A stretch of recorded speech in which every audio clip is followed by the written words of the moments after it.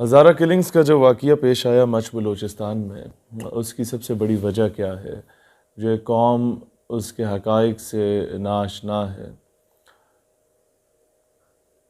पाकिस्तान में दहशत गर्दी तकरीबन ख़त्म हो चुकी है। जो पिछले 10-15 सालों में एक बड़े उरूज पर मामला था, वो पिछले 4-5 सालों में आपने देखा कि दहशत गर्दी बिल्कुल मिनिमाइज़ हो चुकी है, इंतहा पसंदी मिनिमाइज़ हो चुकी है, फ़िरक़ावारियत मिनिमाइज़ हो चुकी है।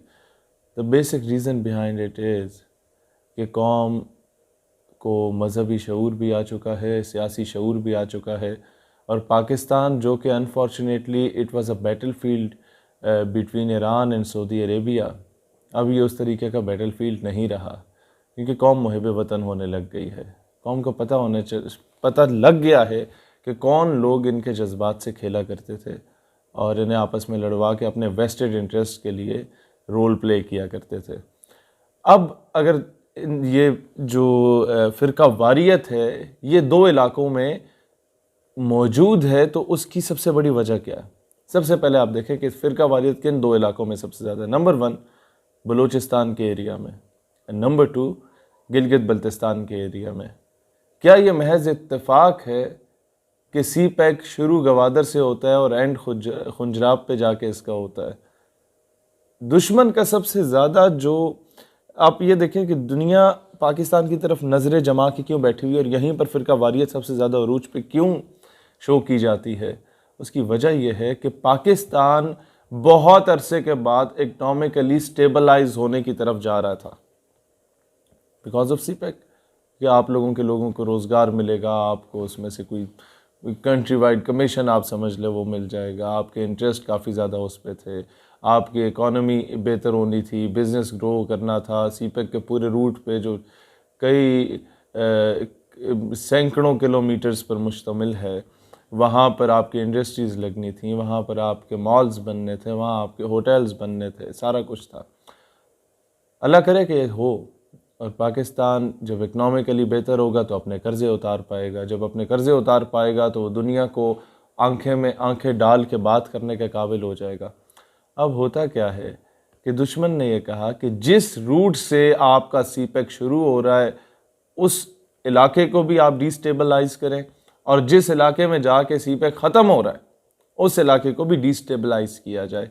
इसलिए बलूचिस्तान और गिलगित के रास्ते को चुना गया। अब इसमें जो पहली चाल दुश्मन ने चली थी वो ये थी कि सेपरेटिस्ट मूवमेंट को लॉन्च किया जाए बलूचिस्तान में, उन्हें पीक पे लेके जाया जाए। बलूचिस्तान लिबरेशन आर्मी बनी, फिर बलूचिस्तान रिपब्लिकन आर्मी बनी, फिर BSO आज़ाद बनाई गई, फिर बलूचिस्तान लिबरेशन फ्रंट बना, फिर इन सब का एक अलाइंस बना दिया गया, और फिर देखा कि यार इन लोगों को एंटी स्टेट किया जाए। फिर बाद में ये पता चला कि जनाब नहीं, ये तो बलूचिस्तान वाले आज भी पाकिस्तान के लिए अपनी जानों का नजराना देने के लिए तैयार हैं। मसला क्या है? यहाँ की पब्लिक को पॉलिसीज़ से इख्तलाफ है, स्टेट की पॉलिसी से या फोर्सेस की पॉलिसी से या उनके रवैये से। ठीक है, इख्तलाफ राय हो सकता है, ये कोई इतना बड़ा मसला नहीं है, लेकिन एंटी स्टेट चले जाना वो मसला हो सकता है कि आप एक नए बांग्लादेश की तरफ जा रहे हैं। अब उसमें क्या हुआ, जो मैं ख़ुद इस चीज़ को जानता हूँ कि जनरल आमिर रियाज ने और इससे पहले जनरल नासिर खान जंजुआ, ये 2 लोग हैं जिनको मैंने बड़ा करीब से इन लोगों का रोल देखा बलूचिस्तान में, कि इन्होंने सिविलियंस को सीने से लगाना शुरू किया, जो कि एक बड़ी अनएक्सपेक्टेड किस्म की सूरत हाल थी कि ऐसी सिचुएशन में सीने से लगाना, लोगों को ऑपोजिशन को ऑन बोर्ड लेना, गवर्नमेंट को, ऑपोजिशन जमातों को एक प्लेटफॉर्म पे ले आना बलूचिस्तान में अमन व अमान के क़याम के लिए, तो उन्होंने बड़ा पॉजिटिव रोल प्ले किया। उसके बाद ये मामला काफ़ी हद तक बेहतर हुए। माजी में जो हमने गलतियाँ की, वो सबसे बड़ी गलतियाँ क्या थीं? मुज़ाकरात वाली जगह पे झंडा चलाते थे।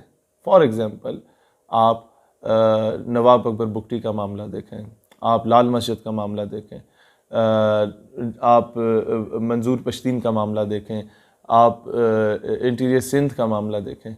ये आपके अपने लोग हैं, इनको सीने से लगाओगे तो पाकिस्तान मुस्तहकम होगा। आपके लिए क्या जाता था? राव अनवार जैसे एक बंदे को आप अगर सज़ा दे देते हैं तो पूरा सूबा आपका आपके मुखालिफ खड़ा ना होता। खैर, ये समझदार के लिए इशारा काफ़ी है, मैं टेक्निकल पॉइंट समझाने की कोशिश कर रहा हूँ। और जहाँ पर डंडा चलाना चाहिए था वहाँ मुज़ाकरात कराते हैं।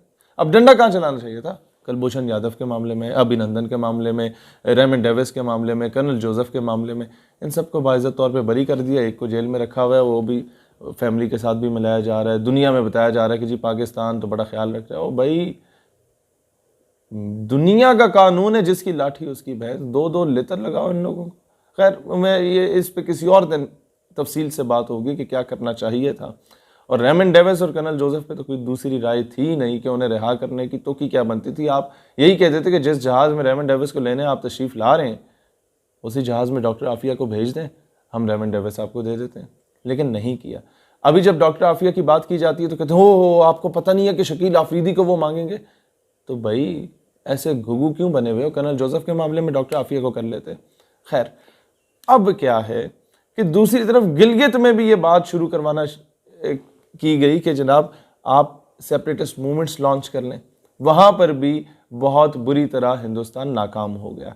जब वो नाकाम हुआ तो उसने कहा कि अब दूसरा खेल रचाया जाए, और वो खेल क्या था कि पाकिस्तान में फिरका वारियत को आम किया जाए, स्पेशली गिलगित और बलूचिस्तान के एरियाज में।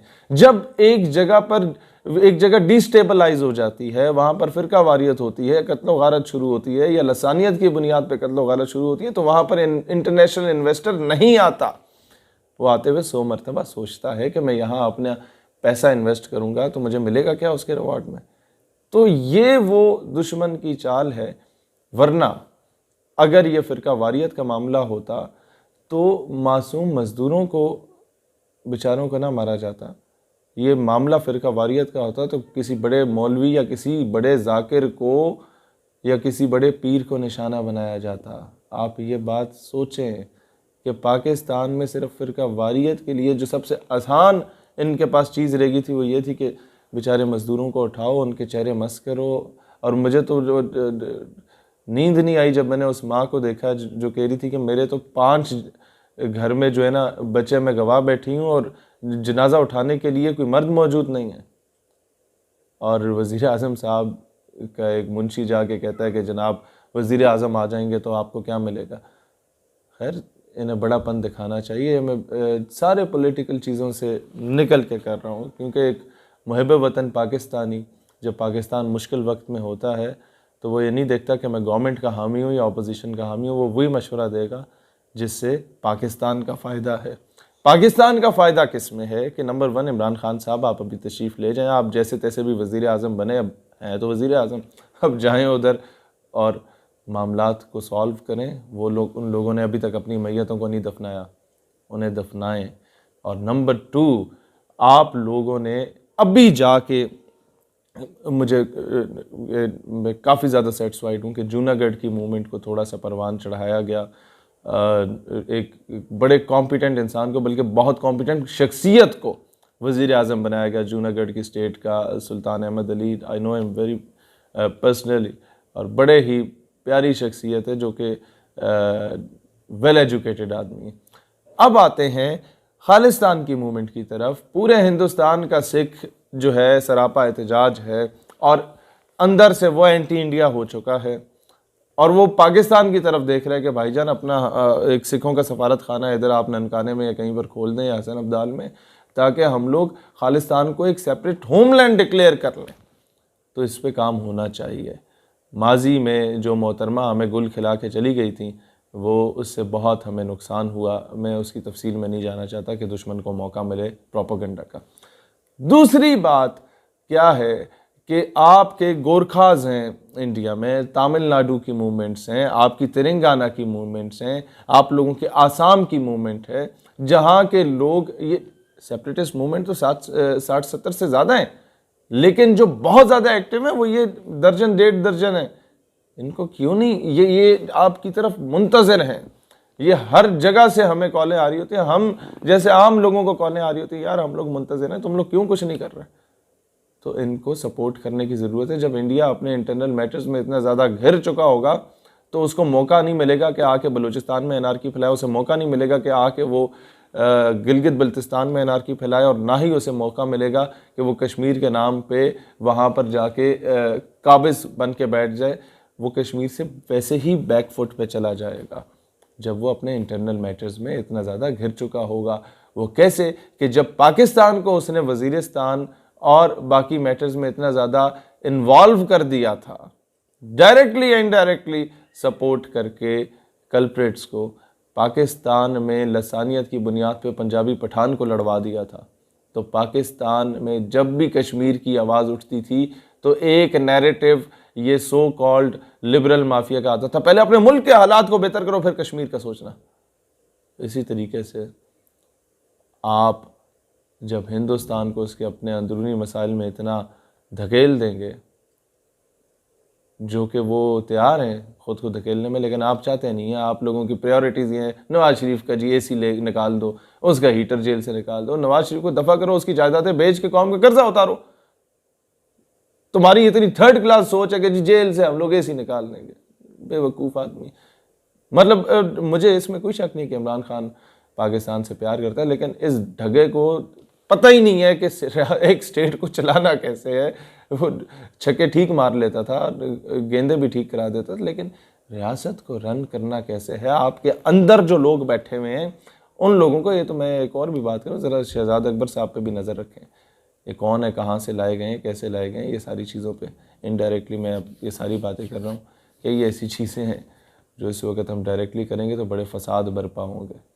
लेकिन खुदा का वास्ता है पाकिस्तान की स्टेबिलिटी पे आंच ना आने दें, और इस वक्त हिंदुस्तान को उस नहज पे आप पहुंचा सकते हैं कि जब वो पाकिस्तान की तरफ देखे तो हिंदुस्तान का अपना बनिया उठ के बोले कि पहले हिंदुस्तान को बेहतर करो फिर पाकिस्तान के बारे में बात करना।